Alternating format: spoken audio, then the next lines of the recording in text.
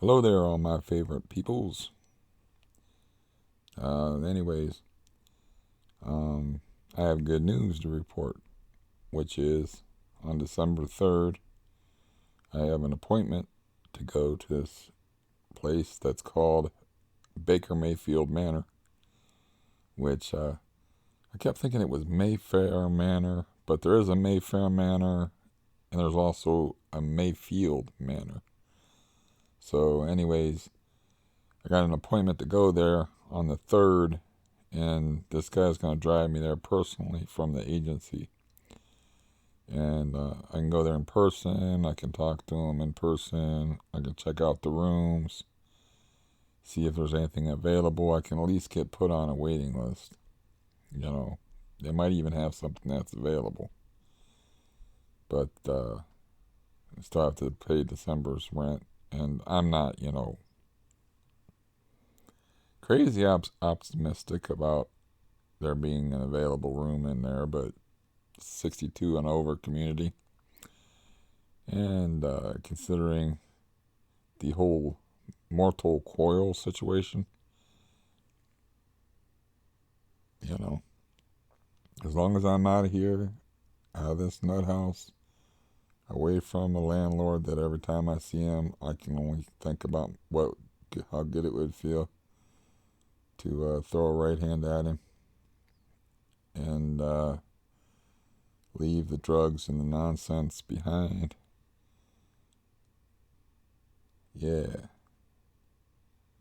But then I would lose like all you listeners, you know. I would lose like my millions of listeners because, they're just so used to this elegant backdrop. Whatever. I mean, it's been working so well for me. Why would I want to change it? But yeah, that's primo news. And I shook the guy's hand. Okay. My hand is like, the hand spans 9.5 inches. I could barely get my hand around this guy's hands. I'm like, the hell? Wasn't that much bigger than me, but the guy's just got these giant, like, I'm sure he can palm a basketball, man. Michael Jordan style, no trouble. Because I shook his hand, man. It was like shaking a giant's hand. It's very weird. But anyways, I have a high degree of irritability, even though I have this good news. And it's not benzo-induced irritability, I don't think. Though I did say that I had like a weird, like benzo flashback day, and I am still taking benzos. So what the fuck? You're not supposed to have that feeling unless you're in withdrawal. So it doesn't make any sense. I woke up this morning. The aid worker came from like 8 to 10, so I had to wake up, which was good and bad. I slept until 6:48 when the alarm went off to be ready for her at 8 o'clock. But I was like, man, I am irritable as hell. And I ate a pill. And then she left. And all I wanted to do was work, you know. And I'm like, you can't. You're trapped like a monkey in a cage. You're in a prison of flesh. You can't. You have to have enough energy and enough legs left to go to the dentist tomorrow. It's like, you're not allowed. I'm like, but I want to lift up the couch, please. I got my couch cover of this couch I want to throw out. I want to lift the couch up and I want to set it on end and I want to put that cover on it and I want to roll it outside, broken toe or no broken toe, because I want to make more room in my living room area for walking around because I still have to walk on this broken toe. I didn't have this lady doctor my toe, which I'm sad to say that I was supposed to. I figured the way I've been sleeping, I did not figure I would need that alarm to wake up. So I figured I'll get a shower and get all cleaned up and then have the lady help me doctor my toe. Well, There was no time for that. So I am very ashamed to say that I am one filthy motherfucker because I haven't taken a shower for 3-4 days minimum. Though, I am not a cleanly soul. And it's because I don't want to have to mess with that toe. That toe's situated good. If I get in there and I get the band-aids wet, moisture, bacteria, yeah, et cetera, you get the picture. So, just be glad you're just looking at me and you're not in the same room with me. Anyways, things are good. The appointment went good. I asked the doctor what the hell's the deal with the diazepam, the Valium refills and stuff, and he was like,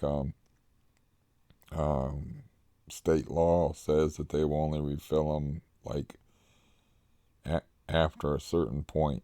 Okay, so even though so I'm going to get a refill. I took the bottle and I'm like, here's the bottle. And I said I was going to bring in my bottle of pills to show you that like I'm ahead.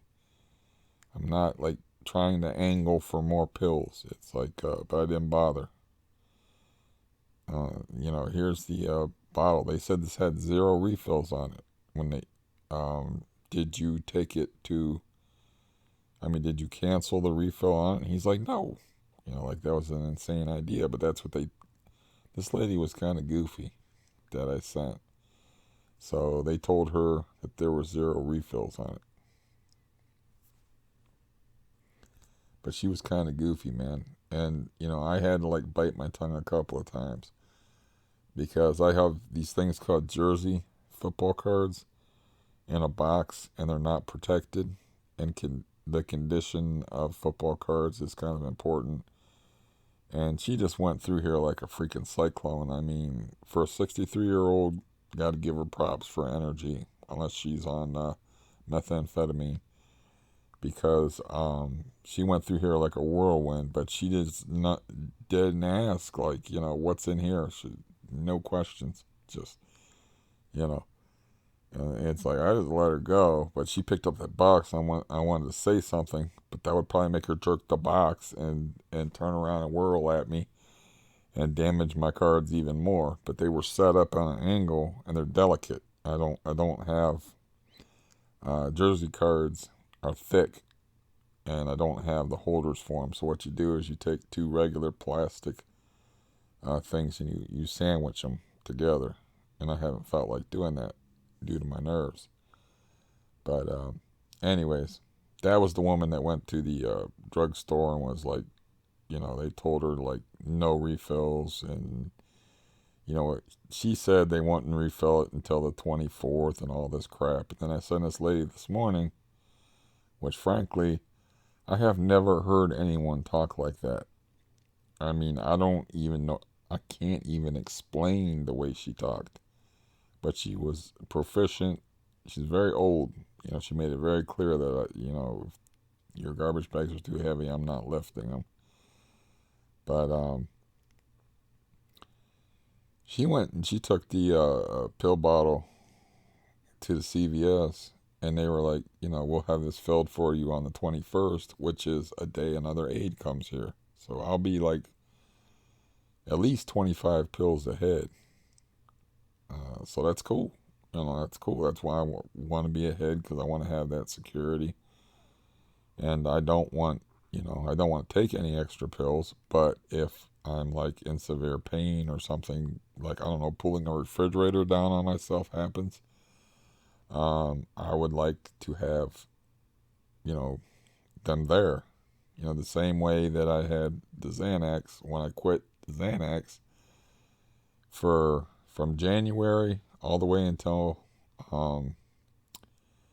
September 30th.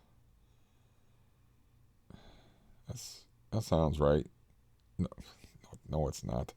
From January all the way till October 30th, those pills sat in the bottle in the bottom of an oatmeal container, stashed, and with nobody knowing about them but you people on the internet.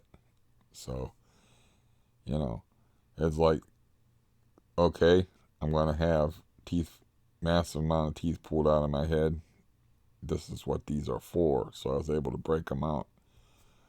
And frankly, I didn't notice any dramatic difference, but I wasn't slamming 2 of them at a time or anything like that. They're 0.5 milligram pills, which is a relatively light dose of Xanax. So, you know, but it's the same deal with this stuff. It's not addiction. I was never thinking about my oatmeal container, I never had like the guy with the funny old-timey George Washington hair, like floating around saying, come to me, you want these. It's not addiction. It's not me escaping from reality. My reality sucks mighty big cocks. But it's, I know what my reality is. I know my situation. This is what I do when I feel like I'm in a prison of flesh, or I feel like a monkey in a cage, or I'm stressed out, or I've got, anger, depression, whatever. It's a healthier thing to do. This is the same, like I said, this is the same stuff I would be doing. You're basically, you can picture yourself as a person with a notepad, as if you would take notes on this bullshit. That's all that Emily, my therapist, would do, is listen to me talk. You may remember, if you've been with me a while, that she's like 25, 26 years old and kept having all these babies. So, she got pregnant for the 3rd time at the age of 25 and stayed with me until she turned 26. It's then she quit, and she said she's not doing house-to-house things anymore. So I could still see her in the office. I could see somebody, I think she said, in the office, but I was like, no. Because all I'm doing is what I'm doing now. People don't have my problems. So they're not going to be like, well, what I do when I have CRPS and my foot feels like it's on fire, or like, I feel like I have ants crawling all over me that are fire ants biting me, is it's nothing. There's no feedback to give to that. So she said a couple of useful things, like over the course of months and months and months. The main thing that she said that was useful is you can't, I don't even remember what it was. But like, I'll talk to these therapists, and like, they're getting paid buku dollars, and they'll say one useful thing maybe in 3 months. You know what I mean? That I don't already know. But I can't remember what Emily said. But I can remember what the other therapist said. And she said you can get your needs met by different people and expect different things out of different people. And you can't like expect one person to be able to, deal with like you can go to one person if you need this type of support. You can go to this other person if you need help doing this. You can go to this other person if you need something carried out of your house. You can spread the workload around. Everybody needs support. Everybody needs help. And it's like, it sounds retarded that I never thought of it that way, but I always thought like, as far as like emotionally, that it's not a big deal to support somebody emotionally, but for a lot of people, that's like an impossibility. I learned that the hard way. But for me, you can tell me whatever. I've looked into the darkness, believe me. And, I mean, I've seen some shit. And, there's some the videos on here that's, sure enough indicate that. Anyways, I'm going to put on my glasses for a minute. I have no idea why. What happens is I got a mirror over the corner, so I get the get the reflection in the glasses, which is annoying even to me. So, because I have to have some light on here, or how would you behold my magnificence otherwise, right? So, now the dentist is tomorrow. I got tooth pain right now on a tooth that, according to the x-rays, there's nothing wrong with, which is very depressing. Because they're not going to want to pull that tooth. I mean, she don't want to pull the tooth. I mean, I'll go in there tomorrow and she gave me like a bunch of antibiotic. I might even have a refill. I just took one. This bag of stuff I keep here. It's got in my Minion bag. That's what that eyeball is. It's one of those Minions characters off of some kid's movie or whatever. Anyways, just trust me. I have a million, like, acetaminophen, not acetaminophen, what the hell am I saying? Amoxicillin antibiotics. That's what they gave me. Like, they said, well, whenever you feel pain, take this. You know, and I'm like, okay. I don't know if it works or not. I can't tell. It just comes and goes. I know that I ate a meal where I had to chew on it, and it hurt, so, you know. I don't know if I could have prevented my oral disaster.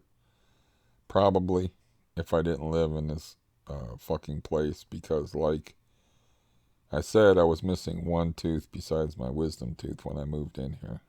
Or I should say before Gerald bought the building. And then I'm so occupied with all the madness going on in here, and then, you know, you get the depression, and then there was stuff leading up to when my parents died, and then both my parents died in the same year, and you get in that don't give a fuck state. And meanwhile, I am getting older. I'm already pretty much a very old 51. So, you know, there's not much left in there. And I don't like the feeling of, maybe you get used to it, but I don't like the feeling of partial plates. I would like to keep my remaining teeth and go with partial plates, you know. As far as appearance, I go with comfort. I'll go with appearance. I would have shaved for this video. I would have better lighting. I'd probably wear a hat at a jaunty angle, and perhaps an Aberdeen shirt. I don't know what an Aberdeen shirt is. It just popped in my head, so I said it. But I don't care. Appearances mean nothing. Looking at my landlord, appearances mean nothing. It's what's inside the person, inside their head, that matters. And my landlord, man, he did put on some weight, but nice looking guy, pleasant face, shiny white teeth. Oh, got them all. Trust me, you don't want that guy having no power over you. You rather have this ugly old son of a bitch having any kind of like say about your life.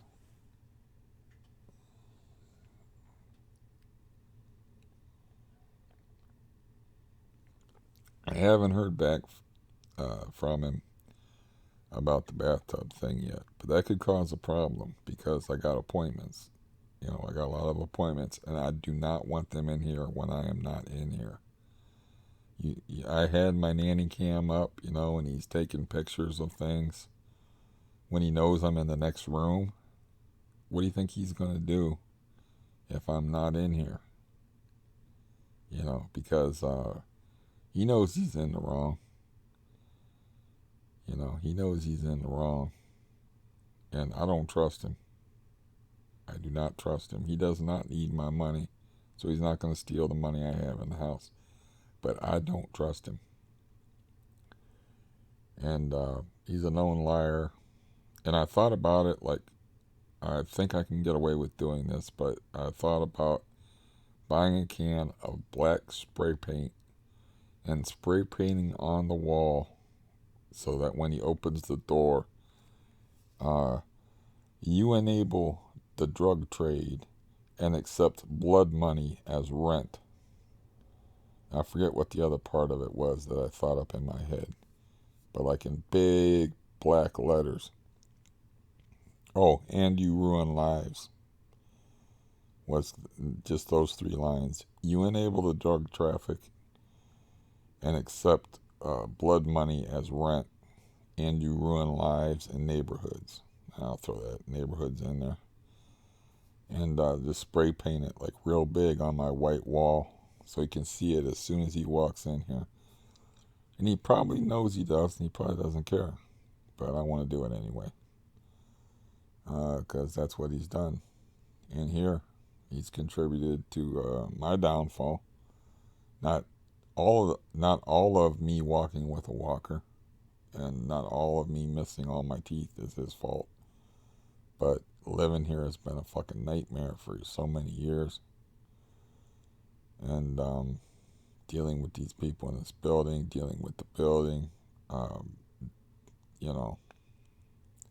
I was explaining. I met that guy that with the gargantuan hands yesterday, and I was explaining like what goes on in this building, and you know, it's like it's like, yeah, you definitely need to get out of there. And I'm like, that's what everybody says, but I still live here. And if it wasn't for my health, it was kind of like the expression self-fulfilling prophecy.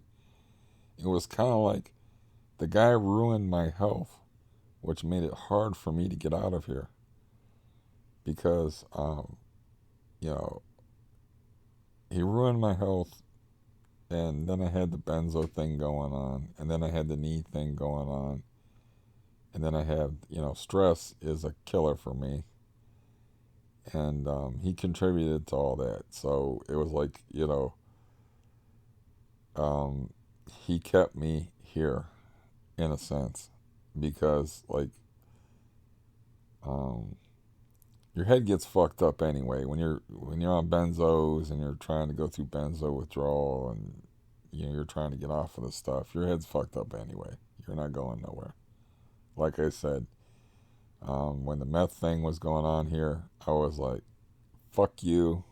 I'm watching you leave. You're not watching me leave." It became like a personal thing, and an intelligent, like, not emotionally damaged by living in a place where drug dealers have been flourishing for years person would be like, that's it, I'm gone. Okay? Because I had money. I could have moved somewhere. You know. Maybe this will work out for the best for me. The lady this morning, she was saying that the people at Mayfield Manor have cats and dogs. And the other lady was saying that, uh, that was wacky, that went to the drugstore and they said zero refills and all that crap. She was, scaring me with the no balls and no claws rule. She said, got to have your cat spayed and declawed, And this other lady's got more sense. And she said she goes there and she's positive. I said, are you positive? And she's like, she's positive that I can take my cat there. You know, I mean, I'd rather shoot him than deprive him of his claws and his balls at the age of like 8. Cat's gonna live to be like 12. You know, it's like that's just cruel. It's different when you're talking about even a young person adapts to change. And you're looking at one. I had a tumor when I was 16. I was able to fight it, overcome it, walk. Then I had surgery I had a tumor when I was 16, and then I had surgery when I was 18, major back surgery. You think I'm overcoming that shit now at my age? No, no, no, no, no. But since I was young, I was able to overcome it. I was able to adapt to my new circumstances and all that, you know. But to do that to that cat, I wouldn't do that. I would work something else out with him. It would actually be better to put him down than to either leave him here or to put him through being declawed, which is an awful process to put a cat through. Um, you know, it's not like clipping your fingernails. It's a whole different deal. And you know, neutering. I remember we had a cat neutered, and believe me, they know what's up. They know something is missing. And I've seen a cat go into a depression over that. You know, last thing I need is a depressed cat around.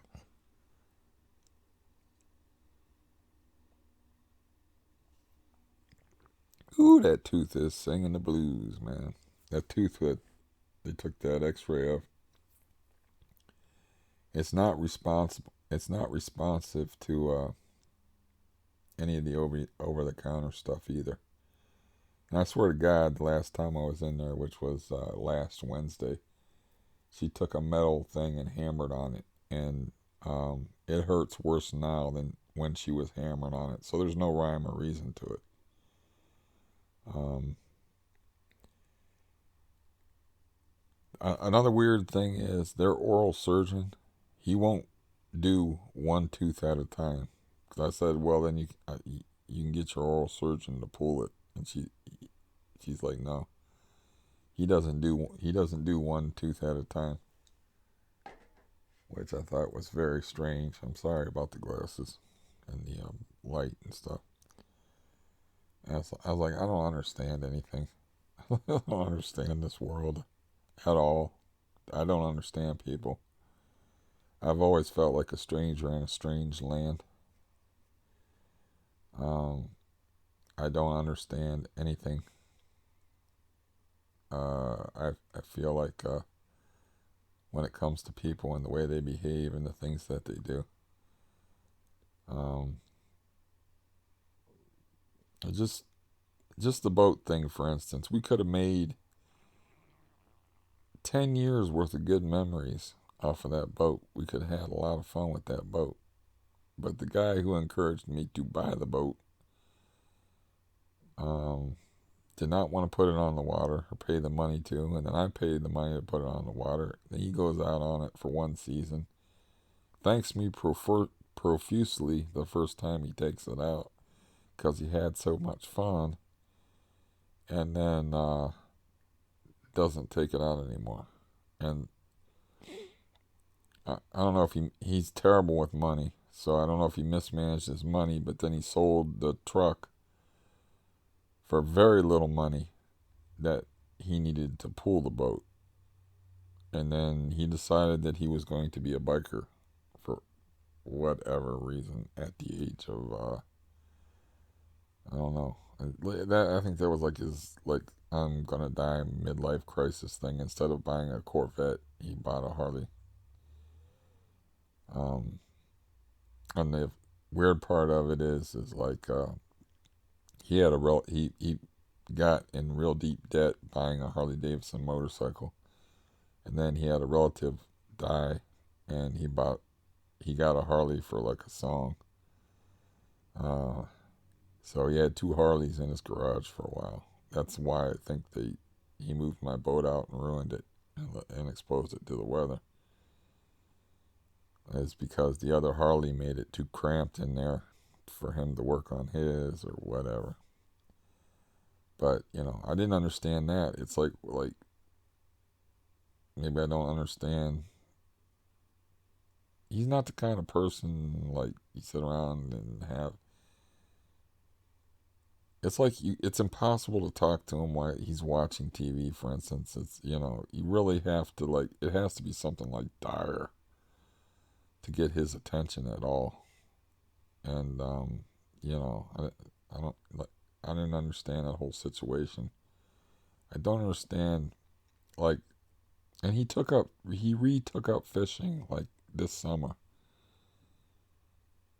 And it's like, how do you, there's like people who fish and then there's fishermen. It's like, that dude grew up fishing. Like, that's all we did growing up. And that's all he did into his 20s, into his 30s. And then somehow in his 40s, he don't want to fish no more, you know. And I'm talking about hard fishing. I'm not talking about like, sitting on a bank. I'm talking about like fishing where you gotta work. You gotta walk down hills. You gotta like sit on rocks. You gotta walk through rocks. You gotta walk down hills covered with rocks.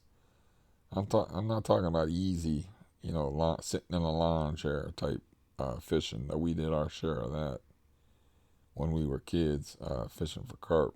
He liked to walk around a lot, so he would walk around the banks and cast fishing lures. So he actually was very active fisherman. So I don't know what his deal with is. He don't communicate his emotions or what the hell is going on. You know, just smokes that dope. You know, so yeah, I don't. It's kind of funny. Like I called my friend, the guy I refer to as my best friend, the policeman guy, because I've been giving him his space. Like, I called him the day before his 88-year-old mother had the PET scan about the lymphoma. And then, like, I didn't know if it was bad news. I didn't know if it was good news, but didn't talk to him for like 7 days to 10 days or something like that. I was just like, he knows so many people that he's just going to be flooded with phone calls. I'll be just another annoyance. So I'll just let him call me. So I was sleeping weird and he called me. But anyway, I called him back yesterday and seeing that he was ready to talk. And it turns out that he got the best news possible about his mom, that the lymphoma is not in her lungs. It has something to do with her stomach. And it's like very slow metastasizing. It's very slow growing type of thing. And like it's an operable type of thing, and they don't even want to mess with it for like 3 months. So I said, that sounds like the best news possible. He goes, yeah, it pretty much was. Then he was like, oh, I'm fishing here with your brother. Hey, your brother's catching a fish. And it looks like he's got a big one. And he caught a fish while I was on the phone. I was like, I used to be able to fish. I'm still a fisherman. It's just I'm in a wrecked body. So I can't do it and derive any enjoyment from it. I could probably still do the lawn chair thing. And I had plans, actually, if I would have got my scooter like in the summer, of going fishing with him. And it turned out that my scooter is not off-road anyway, so that would be a no-go. This thing in the corner, I can't ride because it's too dangerous. I still have like a mark on my leg doesn't seem to be going away from my deep thigh bruise. I don't know what that's about. But I mean, that was a nasty bruise, nasty impact that I gave myself. But the news is all good if you think about it, because I'm going to be ahead on my benzos, so that's cool. Um, it's not all good because of the tooth thing. Damn, almost could say the news was all good. But I'm definitely, December 3rd, I'm definitely at least going to be put on a waiting list at a place that allows pets. And the apartments are about as big. I don't need a lot of space, so I don't have a lot of stuff. So the apartments are about as big as they are here. And it's their job to keep the place clean of bugs. So, you know. Um, and they will do it because it's a 67 uh, unit building. But I will at least be put on a waiting list December 3rd. So that's excellent news. Um, in the meantime, how much longer I can live here and not go Looney Tunes, I don't know. I don't like anybody here.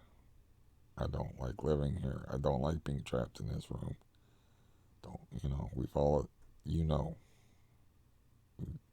no reason to repeat myself about all that nonsense, even though I did. Uh, so, yesterday went swimmingly. So that's good. I'm very blurry. I have no idea why I'm very, very blurry. The lighting is weird in here. The lighting is weird outside. I cannot help my blurriness, but I am sure it is a boon to you rather than a curse. So,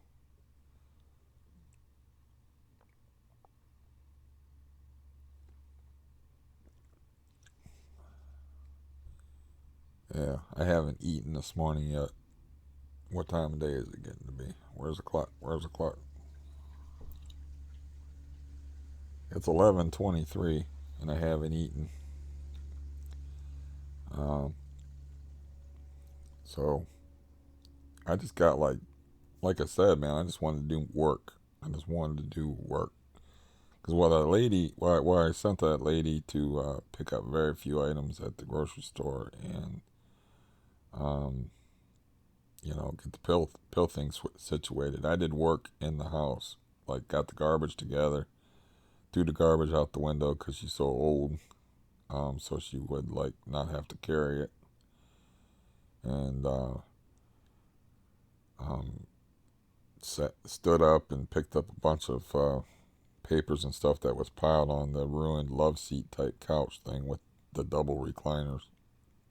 It used to be a nice piece of furniture until that one cat with the crop ear, that not the black cat, the white cat, decided that would make a perfect toilet. So it used to be a nice piece of furniture, and it's pretty heavy. Rolling it out of here with a broken toe and a Baker cyst knee might prove difficult. I don't know. I have to see how much it weighs. So what you do when you're moving it. Why am I explaining this? You're intelligent people. But I'll do it anyway. You stand it up, go around to the back of it, you lower it down, keep rolling it. You can move heavy, heavy stuff that way if you got enough upper body strength to lift and to lower. But I'll be screwing around with a bad leg and a broken toe. And I don't have any steel-toed boots to put on to protect that broken toe. So, yeah.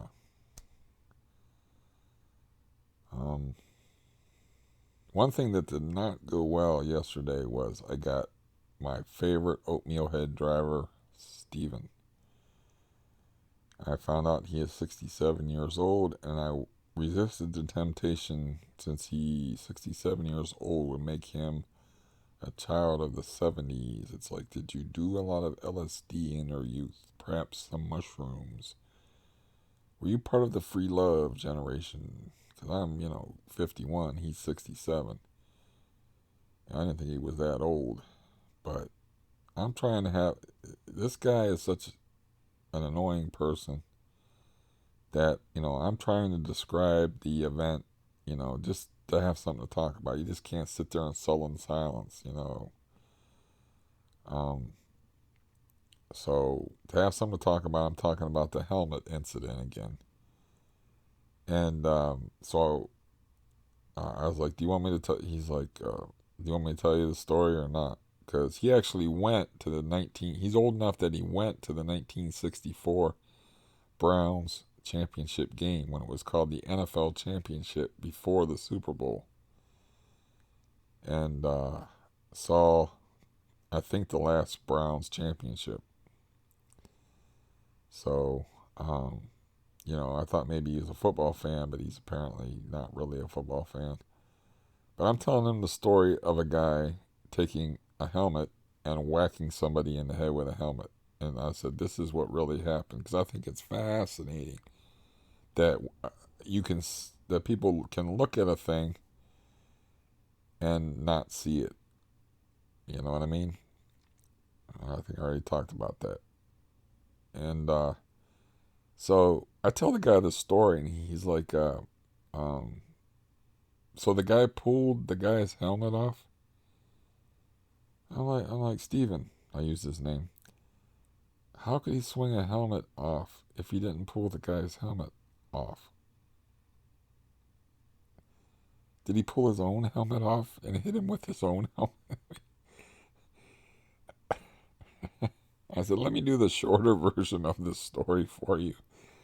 And I seriously, next time I will ask him how much drugs he's done in his life. And I'll start out by saying that I did a bunch of drugs. And that drugs are bad for you. And that I'm, currently dependent on a substance, so make him feel comfortable. To find out if he is naturally stupid or artificially stupid. Motherfucker is stupid. And annoying. And I'll never forget that 45-minute car ride with him where I had that impulse to turn the wheel. And he was trying to tell me he was like wanting me to put a positive spin on a nightmare. It's like, dude, you don't even know what you're talking about. And that's another thing is like, it's just too much stuff. I have to like take it one thing at a time. I got my heart appointment coming up. But I need to make an appointment with my doctor about my knee and try to figure out the whole Omni Orthopedics mystery. I may have to reboot that whole process. And they're my last hope for local oral surgeons to get my knee operated on, which is the cause of my whole problem and why I walk like some kind of ostrich with my legs bent forward. It is like I said, my Achilles knee. It was the beginning of my downfall, ruined relationships and all that crap. And I can't get it operated on. And now, like, they sent me a thing in the mail where I gave them permission for all my medical records. And I signed the paper and I gave it to the most competent aide at that agency. She took it to her office and faxed it. And then I got a call back from the lady that runs the agency that was weird, where she was like, they were saying that you're not a patient of theirs or whatever. But, I talked to them on the phone and they said, do you want us to like do it electronically, or do you want us to mail your the permission slips and stuff? And I said, you can just mail it and I can fax it to you. And then they said, well, just wait and we'll call you and we'll set up an appointment. So I've been waiting now 3 months, 4 months. I don't even fucking know. So yeah, I have to reboot that whole thing. I think I can call them directly, and they'll be like, "Who are you?" Or I can call my doctor, who has much more weight because he's got the DR in front of his name, and or I can go in there personally, maybe ask for some cortisone shots or something, and go in there and talk to him about it personally to make sure I get something done. I don't know how to approach that situation. Or I don't understand that situation at all. But I know that's, like I said, that's the last orthopedic surgeon that will take my insurance in this area. Then if they want to operate on it, I will have to go around them and go to the Cleveland Clinic and address it from a CRPS angle.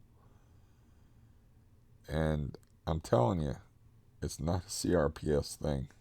It's not. I know this. It's not like suddenly that's my good leg on my left side. That is the CRPS is left side oriented. That I might have screwed that up right there. That's my right side. Right is right. That's my good side.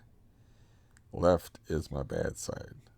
If it happened on the left side, I would be willing to blame it on CRPS. But it happened on the right side. They've already identified a Baker cyst in the knee, and they already identified a blood clot in the knee. But nobody will operate on it and fix it. And because of the amount of pain involved, um, it's debilitating pain, which means you don't work through it. It affects function, you know. So that's why I'm like a monkey in a cage this morning. Is because I want to go, I want to do, I want to work, but I can't because I gotta save the leg for tomorrow. You know, I want to lift weights. I want to do things. I don't want, I, but I can't. It's horrible.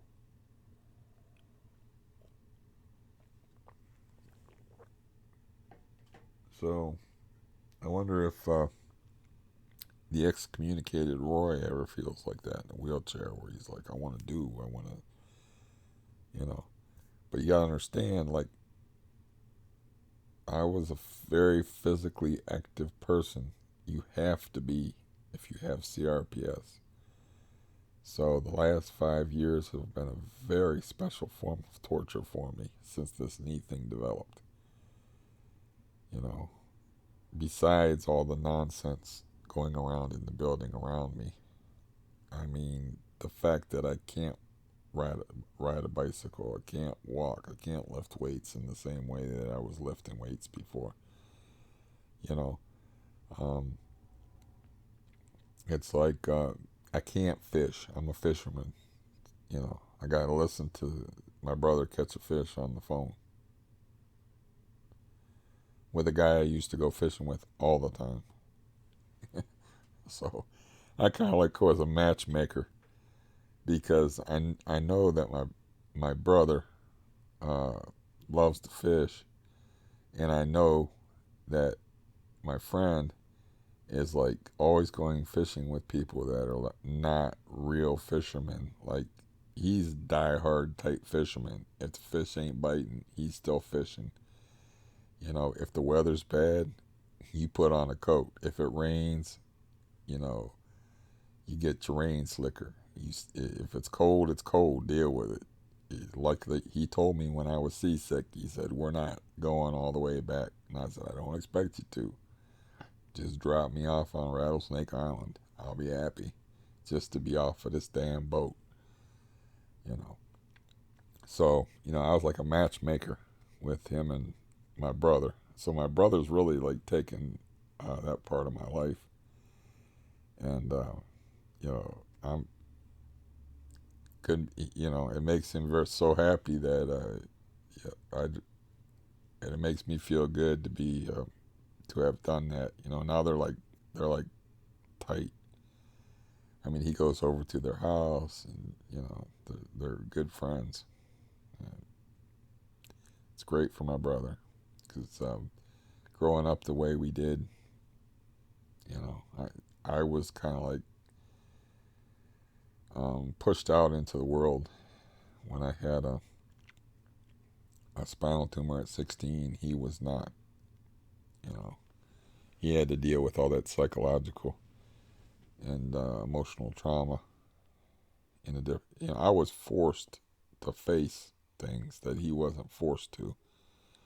And I can't say that if I didn't have a spinal tumor that I would not be in his shoes psychologically.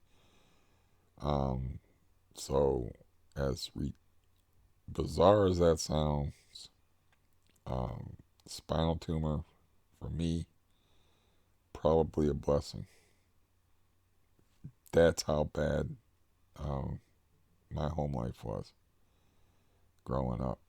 Growing up in fear, you know, growing up in in a house with a killer. Uh, you know, and like my father, um, besides like being so terrifying and powerful physically and so frightening that serial killers were afraid of him, he was like trying to be a father. You know, he was put he always put food in the house. You know, and I thanked him for that verbally. Thanked him for that. Made a point of it. You know, I appreciate that. I seen, you know, I was on a car ride with him. I don't know how old I was when I did that, but I said I seen how your brothers have to live, because it made a huge impression on me when I went over to one of his brother's house to stay with, you know, hang out with my cousins, and we had a big giant bowl of like oatmeal for breakfast, and for dinner we had popcorn because there was just no money in the house because the patriarch, the breadwinner in the house, was taking his bread and casting it upon the alcoholic waters. Okay, that was a bit of a stretch. That wasn't too good. I would never write that. If I wrote that down when I was a writer, I would strike that, man. I'd edit that out.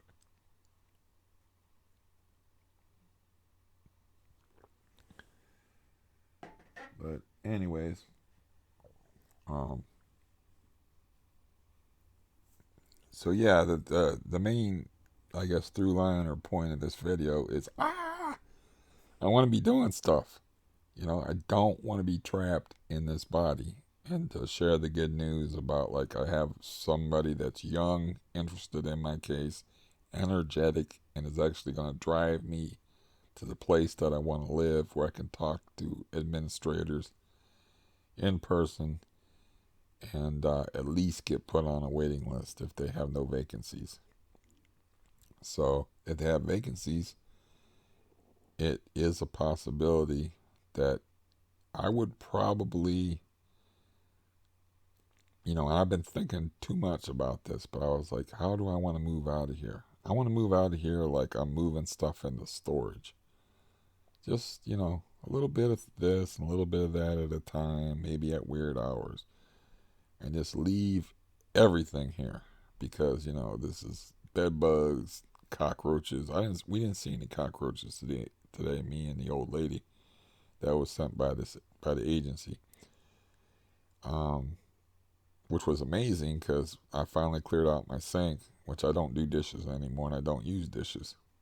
You know, as crazy as that sounds, all I use is spoons and forks because I'm just living on those Meals on Wheels meals, and you know, I use a bowl. I have a bowl for cereal or for mixing up tuna fish, and I have the spoons and a fork, and that's it. You know, and all these dishes been sitting in the sink for like 6 months. It's disgusting. They didn't smell that bad because I took them and soaked them in bleach water to kill the bacteria, and then made sure that they were all, you know, that there wasn't any water laying in there. So they didn't, you know, it wasn't like all funky and stinky. It was just a bunch of old dishes, which, you know, and plastic Tupperware type containers that I threw away. So we didn't see any. But the point being is, I want to sneak out of here. I'm not going to take too much of. I'm going to leave a lot of stuff here. Is also, see, that the thing of it is that probably won't punish the landlord. It's like, I really want to punish him. Of course I want to beat the shit out of him. I've already said that a billion times. But I want, you know, what I really want, I don't even think I'm gonna bother with the whole escrow thing. You know, I'm just gonna like let uh let vengeance be his. And vengeance is mine. Like, maybe, you know, somebody else will take care of it for me. But really, what I want to do is, it just feels wrong for me not to put him in escrow and make him fix everything in here. I could probably like threaten to do that. And I said, look, I'm going to put you in escrow. You know, like in December when I pay the rent, and I'm like, you better have everything up to code in here and make him fix everything. But that's going to make my life miserable because every day there'll be people in here. There'll be people working with the drywall. There'll be electricians. You know, but it'll cost him a bunch of money. You know, I want him to pay for what he's done to me. I've been injured. I've been hit. I want to hit back. Okay, and besides that, I wanted to take him to court. I wanted to expose him for. I wanted to be like I said, always say Aaron Brockovich. I wanted to expose him for the cancer that on this society that he is. And you know, even the old lady, she said, I heard this was a bad neighborhood. And I'm like, this is not a bad neighborhood. This is a bad building that ruined this neighborhood. You know, because once it gets around that there's meth cookhouses on the street, you know, and that there's drug trades going on, shit been going on here for years. So this got a reputation now in this small city as a bad neighborhood. But really, it all got started by Mr. Gerald Miller. And yeah, I just said his fucking name. And, you know, if you watch my videos, you can piece it all together anyway.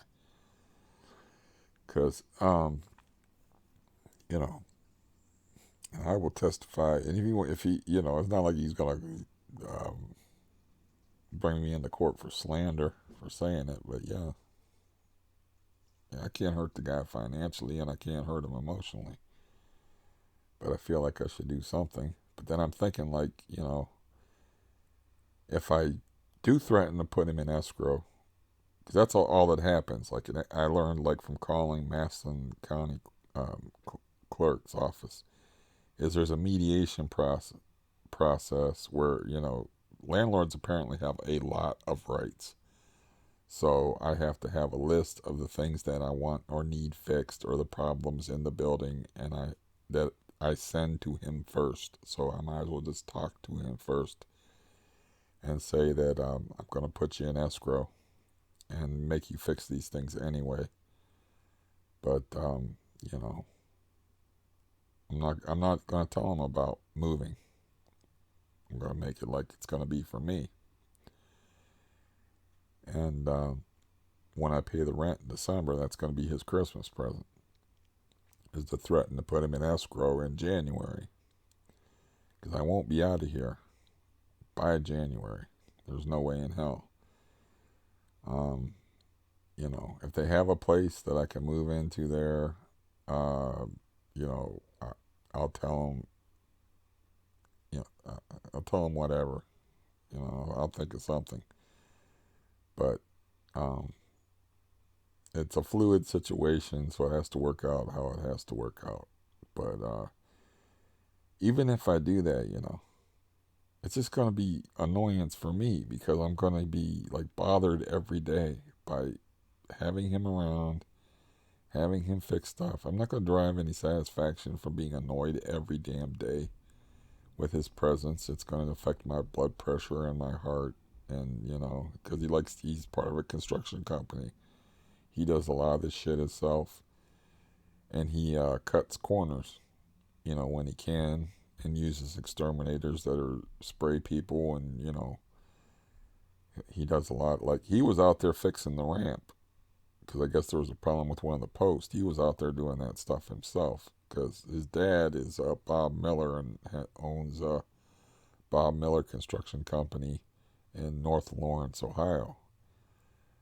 And so, you know, I suppose being an electrician would be over his head, but part of like the nanny cam video I had was him testing the light. This light hasn't worked for the overhead light. It hasn't worked for a bazillion years. I mean, whether it was the water coming through in the ceiling that affected the wiring or whatever, but this was a weird place to live from the get, even before he bought the building, because the wiring was always a little funky in here. It worked, but sometimes you turn on the light and the light would come on right away. Sometimes you turn on the light and it would take 5 minutes for the light to come on. Sometimes you turn on the light and it would literally once took 45 minutes to where I was like, what? I was like surprised that the light come on. It's like I had to start putting a lamp, this lamp, as a matter of fact, in the bathroom. I got a different lamp in there now. It's not because the light didn't work. It's like I want to take a pee sometime in the middle of the night.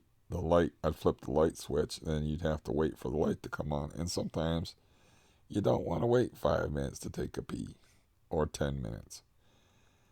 And so I was like, the hell with it. I'm just putting a lamp in there. So this place has always been weird. The lights have always worked in a half-ass fashion.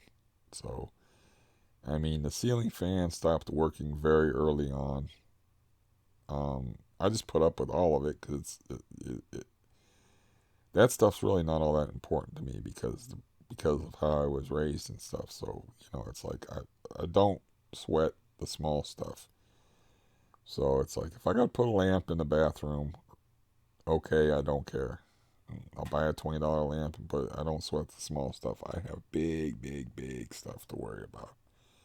So, um, I was willing to put up with all this, but he might have to have an electrician come in here and fix all this crap. So it could cost him some money and put some hurt on him.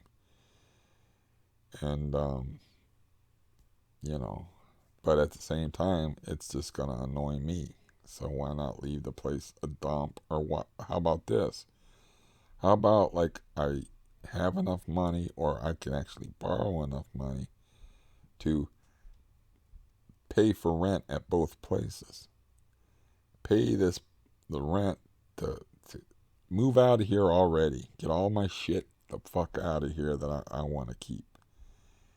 And, you know, and tell the landlord, like, I got place to stay now. No, not that. Tell him, yeah, like, since we don't get along, I'm just going to leave the place to yourself, to you, and when you have to get in here, just let yourself in. Just give me a warning through text when you're going to be there and I'm going to leave. Meanwhile, I'll be living at my new place, and the rent will be in escrow here, either in escrow here. No, yeah, maybe I should go ahead with the escrow thing. See, I haven't had it all worked out yet. But electricians, I don't think he needs a plumber. Plumbing is my responsibility actually on the lease. So yeah, I take very good. Believe me, take very good care of them. I've never had any plumbing issues in here where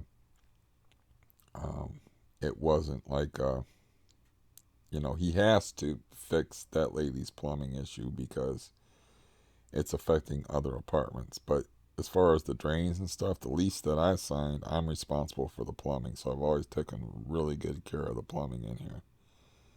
Now, for some reason, the toilet doesn't count as the plumbing or the pipes. So, he fixed the toilet a couple of times. I had my brother fix it once, which he didn't bother to reimburse me for, even though it was a measly either $24 or $26 that my brother had to pay for in parts.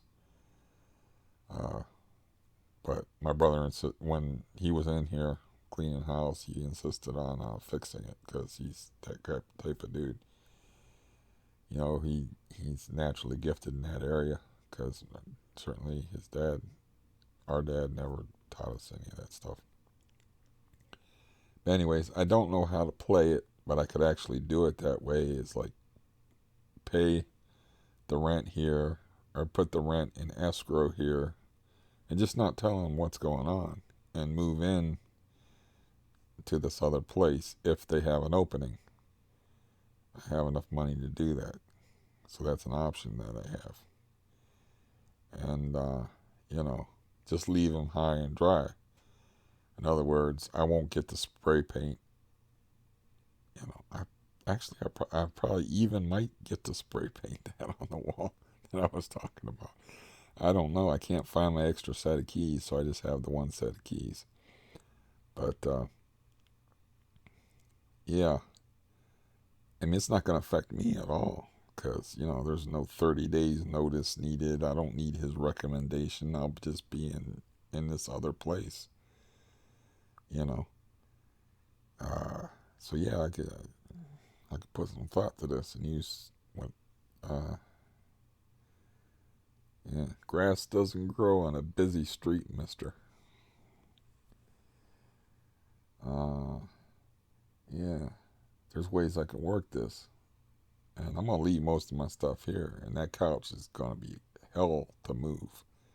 It took 4 guys, not small guys either, to carry it in here. Leave the bed in here. This bed's a pain in the ass to move. Hence why the cat crapping back there was a big idea. That's gonna be a pleasant surprise for him.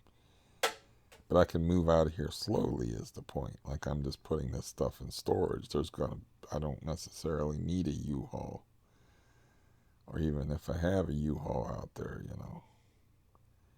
it's like I'll talk to the people in the building, and it's like, yeah, I got to put this thing in like this big blue scooter. I got to put that scooter stuff in storage.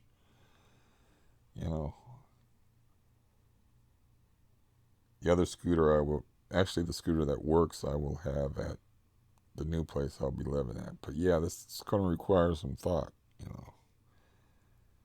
But yeah, things actually worked out because the caseworker that I had was a complete nitwit. She told me she was going to switch me to a different caseworker, but I got a good caseworker, I can tell. Guy's actually going to drive me into the place December 3rd.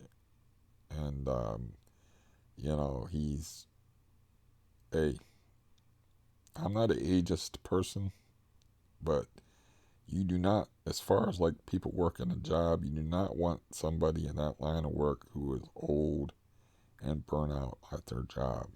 Okay? Or tired of their job, or like, young people got the energy. Young people still um, are less likely to be jaded and beat down by life. You know, so I got this young guy with gorilla mitts that for hands. That's yeah, it's gonna work this out for me. It's pretty cool. Uh, but yeah, it's a lot to think about. It's a lot to think about. But I just can leave most things here,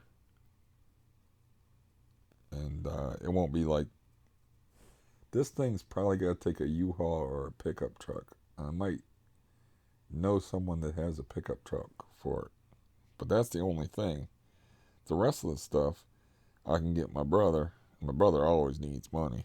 I can get my brother to do.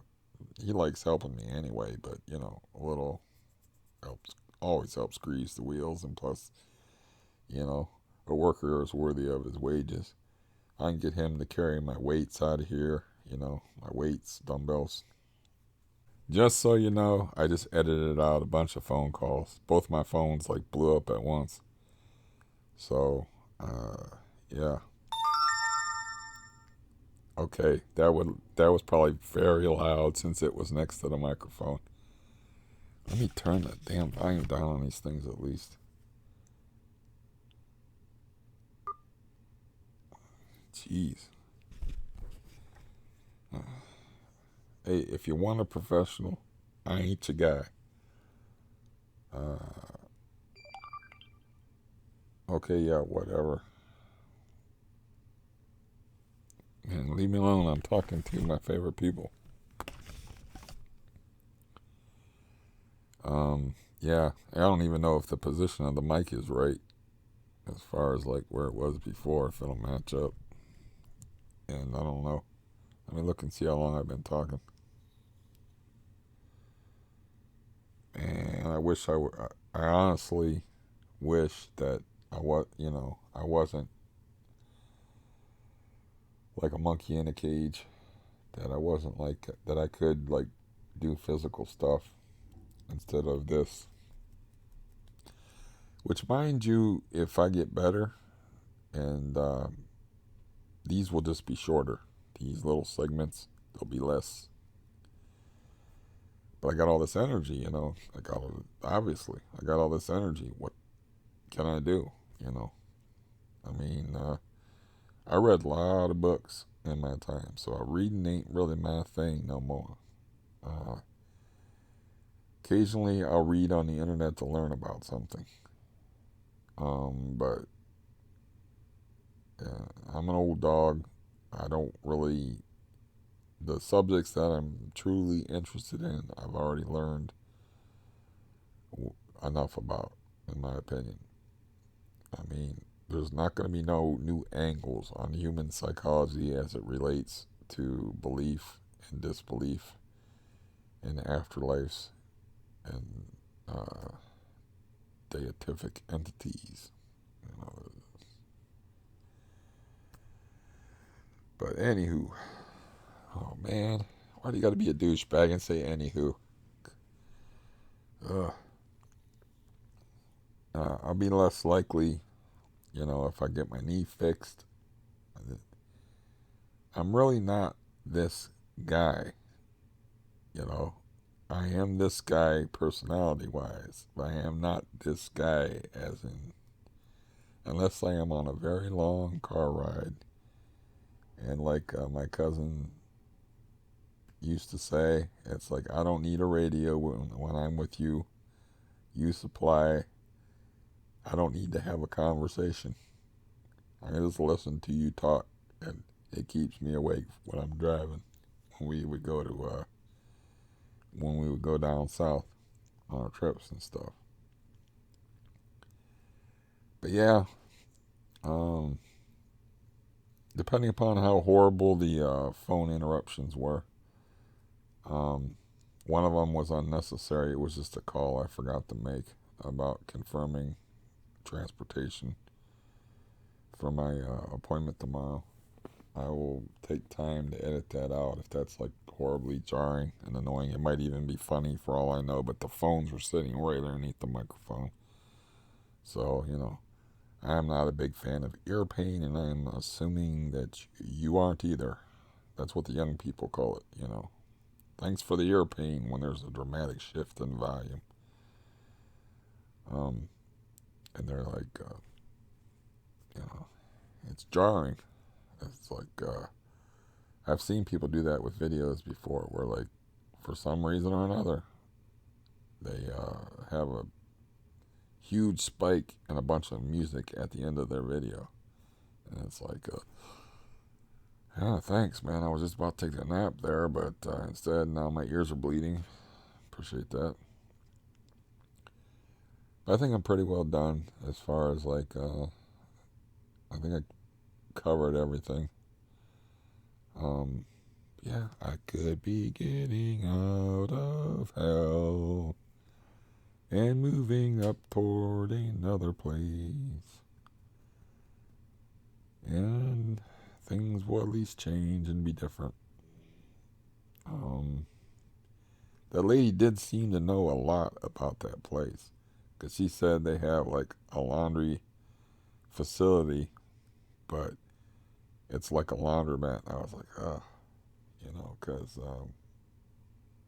she's like, no, no, no. It's like they have a card, and you pay for a card, and you run it through the machines. And she seemed to know a lot about that. I'm like, that just sounds weird, but like, okay, but she seemed to know a lot about it, and she seemed to think there would be no problem having my cat there, which was like my main concern, because I'm responsible for him. I feel real bad for the animals that I've been feeding out there, but they're not really my responsibility. As far as the white cat, which I have an affection for, he seemed, like I said, he disappeared for 3 months in the middle of the harshest part of the winter, and I thought he was dead.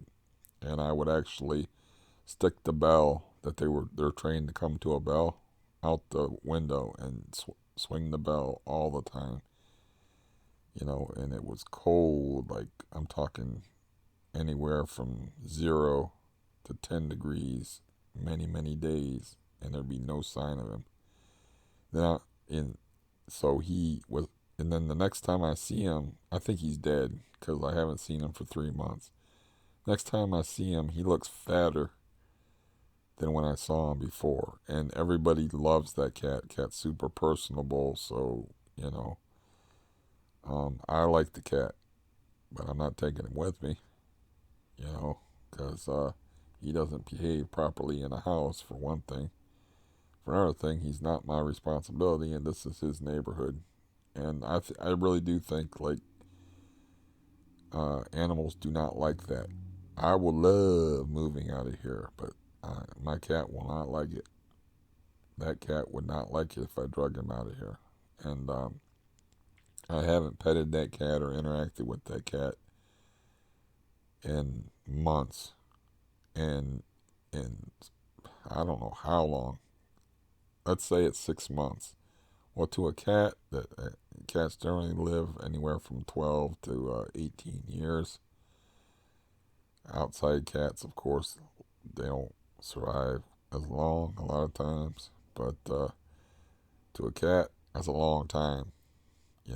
He'll remember me, but it won't matter if he remembers me because he's friendly to everybody. He comes up to everybody. That's what. He's an excellent bum. Whereas if I left my cat here, you don't get nowhere near my cat outside. So he ain't making a living if I leave him here. So he is coming with me.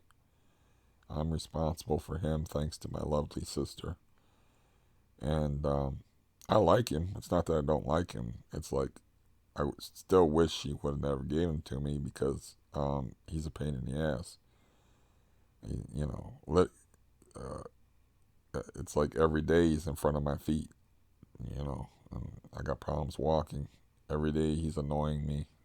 I mean, obviously I can't trust him not to do bad things with his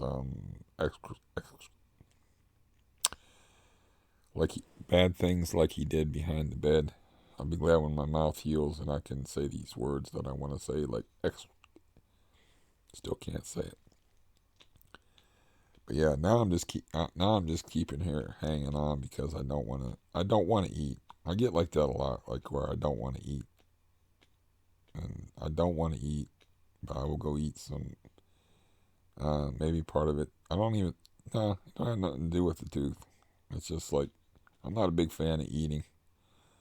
As long as I have enough food to get by. I don't like starvation. I'm not saying it, but seriously, if I could like sign a paper or something and say like you do not make some kind of weird deal with the devil where like you don't have to eat anymore. Cool with me, man. I don't derive all that much pleasure out of eating. Especially now that my oral house is an utter dilapidated mess. So, not crazy about it. I don't like being hungry, but lots of times I'll just sit here and be hungry and just no. I haven't eaten today. I've been up since 6:48. It is 12:05. My stomach was growling at me there for a while, but I just ignore it. I'm not a big fan of eating. Never have been. That makes me an odd character. Like Thanksgiving, you know. I can't remember what I was like when I was younger. If I probably had different attitudes about it when I was younger. But I do remember when I was poor, I didn't have a problem like with eating nothing but pancakes for breakfast and like spaghetti for dinner. I was like I did not care. So I think I've always been a little bit like that. It's uh, not a like not interested in going out to Chili's or restaurants or whatever and eating things that are fancy and stuff like that. Man, my phone's be ringing.